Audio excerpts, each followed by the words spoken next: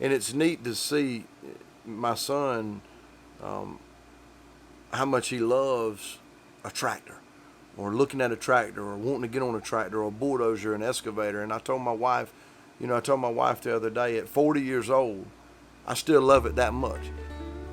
I see so many people, they want it right now. We live in a microwave generation, and everybody thinks we can just have everything that we want right now.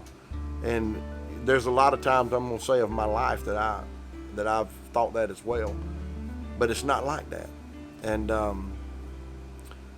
the hardest memory for me in farming would be going out there and working all day trying to pick peanuts, and you only make 2 or 3 rounds because you had to work on the equipment the whole time.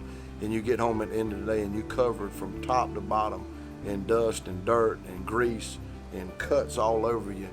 But you go out the next day and you do it again. Because there's that one day. If I keep working hard and I keep doing the right things, it's gonna come together. Yeah, it's kind of like an old time my grandfather said. I remember sitting over on the porch with him one day, and he was a man of few words. He'd drive out every day. He'd drive out in the morning. He retired at 52.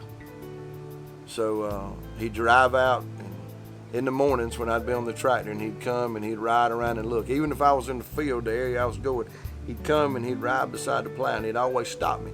And I'd get off and I'd say, yes, and that bolt over there on the other side's loose. You need to tighten it up. I go, all right. He'd pull off and leave. And after lunch, he'd come and he'd do the same thing. And I remember sitting on the front porch with him one day, and I asked him, I said, Papa, what,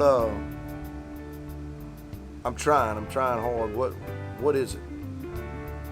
And he sat there for a minute, and he turned and looked at me, and he said, if you'll do the little things. And he said, if you'll buy what you need and not what you want, you'll eventually be able to get what you want. And there's so much truth in that. And that my dad even, growing up, my dad, blessed to have a father that farmed and allowed me to come help him farm. But his biggest thing growing up was always to do the little things right. And I remember at each one of our weddings, mine and my brother's weddings, he said the same thing. And he said, when it's my time, probably not going to leave you a whole lot of money or things like that. But what I will leave you is a hard work ethic.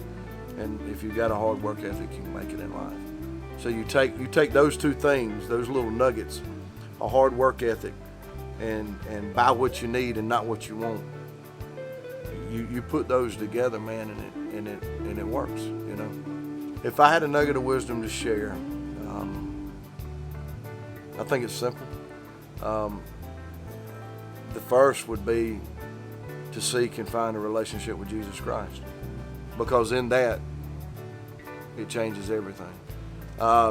Something else that I really focus on in my life, and whether it's family, whether it's community, whether it's church, whether it's the farm, is doing the little things right. If you always do the little things right, the rest of it will take care of itself.